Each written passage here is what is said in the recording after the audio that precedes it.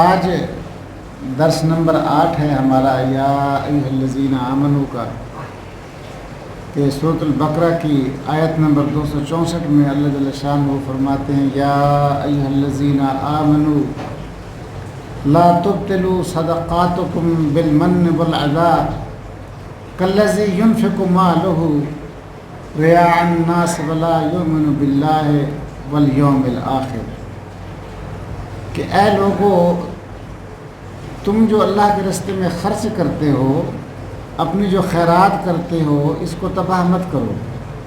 کس طرح تباہ ہوتی ہے؟ کہ احسان جتلا کر، جس کو دیا اس پر احسان رکھ دیا، یا جس کو دی اس کو تکلیف دی،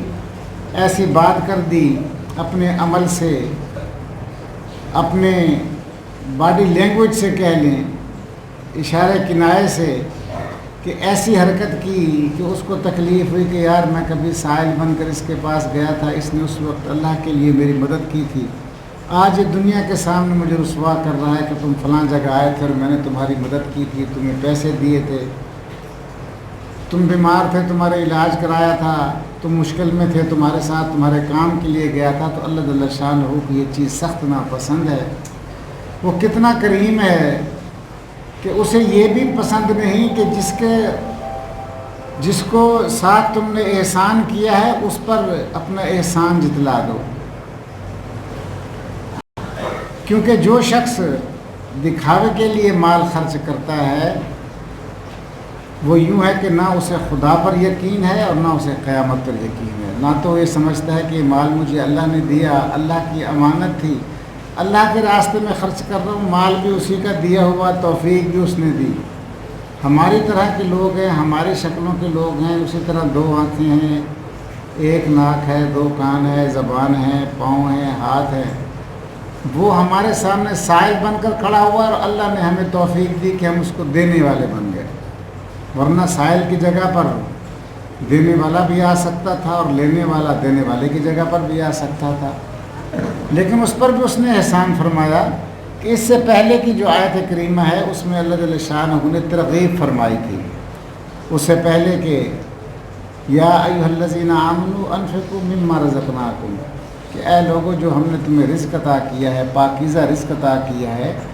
اسے خرچ کر لو اس سے پہلے کہ تمہیں موت آ جائے اور پھر قیامت کے دن تم نہ تجارت کر سکو کہ کچھ دے کر کچھ لے لوں۔ بھئی یہاں کھانے کی چیز ہے، پیسہ دے کر لے سکتے ہیں، کپڑا ضرورت ہے دے کر کچھ لے سکتے ہیں، بیمار ہیں تو پیسے دے کر علاج کروا سکتے ہیں، کہیں جانا ہے تو پیسے دے کر گاڑی کا کرایہ دے سکتے ہیں، گاڑیاں لے سکتے ہیں، لمبے سفر پہ جانا ہے ہوائی جہاز میں دے کر سکتے ہیں، تو لین دین ہو گیا نا یہ۔ لیکن قیامت میں تو لین دین نہیں ہوگا کہ ہماری ایک نیکی کم ہو جائے اور ہم کہیں کہ ہم پیسے دے کے ایک نیکی لے کے اپنا حساب برابر کر لیں۔ ہمارا میزان ہے اور ہمارے میزان میں ہمارے نیکیاں جو ہیں وہ کم ہو گئی ہیں اور ہمارے گناہ زیادہ ہو گئے ہیں، اور جنت میں جانے کے لیے اللہ کی مغفرت اور رحمت حاصل کرنے کے لیے ہمیں کچھ دے کر کچھ نیکی حاصل کر لیں، تو وہاں تو دنیا بھر کی دولت، سونا، جائیداد، پیسہ، عزیز و اقارب سب کچھ دے کر بھی ایک نیکی نہیں مل سکتی۔ تو اس لیے اللہ تعالیٰ شانہ نے اس سے پہلی آیت میں ترغیب فرمائی تھی کہ اس سے پہلے نیکیاں حاصل کر لو، یعنی صدقات دے کر، خیرات دے کر نیکیاں حاصل کر لو۔ اور اس آیت میں پھر اللہ تعالیٰ شانہ نے یہ بھی فرما دیا کہ دے تو تم مجھے رہے ہو، جیسے قرآن کریم میں اس سے پہلے، اس کے بعد سورۃ الحدید میں اللہ تعالیٰ شانہ نے فرمایا کہ من ذا الذی یقرض اللہ قرضا حسنا،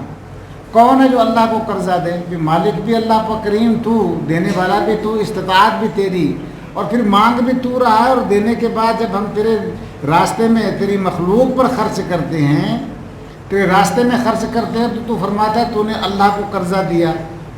اور اللہ جل شانہ فرماتے میں تو اس سے کروڑوں گنا زیادہ پھر واپس قرضہ عطا کرنے والا ہوں، دنیا میں بھی دوں گا اور آخرت میں بھی دوں گا۔ اور جو اللہ کو قرضہ دیتے ہیں انہیں قرآن کریم میں فرمایا گیا کہ وہ لوگ نیک اور صالحین ہیں، کہ لوگ خود کہتے ہیں قرآن پاک میں ہے کہ اللہ ہمیں تو موت کے بعد لوگ کہیں گے اللہ ہمیں دنیا میں واپس بھجوا دے، ہم اپنی دولت جو ہے جو کہ اکٹھی کی تھی ہم اس کو خرچ کر کے آئے جو نیک لوگوں میں شامل ہو جائے، لیکن اس وقت نہیں ہوگا۔ لہذا یہ فرما دیا گیا کہ جو شخص کسی کو صدقہ دیتا ہے، خیرات دیتا ہے، اس پر احسان کرتا ہے۔ ایک آدمی آپ کے پاس آتا ہے کہ دیکھیں مجھ پر ناجائز پرچہ ہو گیا، میری مدد کر دیں، فلاں بندے نے میرا مال چھین لیا، میری مدد کر دیں، تو یہ بھی احسان کی ایک قسم ہے کہ آپ اس کے ساتھ چل پڑتے ہیں. کام ہونا نہ ہونا تو اللہ کے ہاتھ میں ہے، لیکن اس کے بعد اس پر احسان جتلانا اور اس کی تجزیل کرنا یہ اللہ کو کبھی بھی منظور نہیں. اب اس میں سے کہ ان کی مثال اس طرح کی ہو جاتی ہے کہ جیسے ایک پتھر ہے.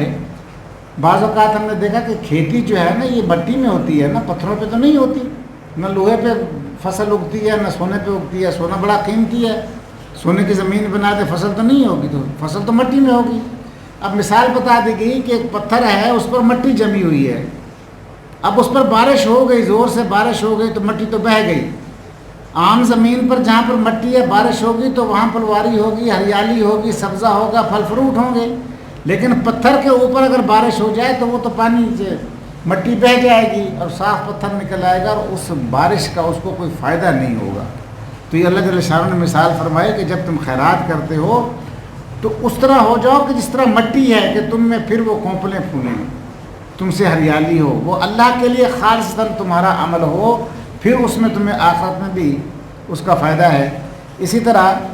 صحیح مسلم شریف میں حدیث مبارکہ ہے کہ 3 طرح کے ایسے لوگ ہوں گے کہ قیامت کے دن نہ تو اللہ جل شانہ ان کی طرف نظر کرم فرمائیں گے،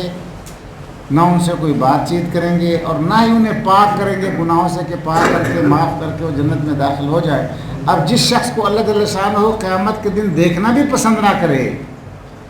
تو اس کے جہنمی بن جانے میں تو پھر کوئی گنجائش نہیں ہے. ایک تو نا ہم کسی سے بات نہیں کرتے، ایک اس سے بھی آخری درجہ ہے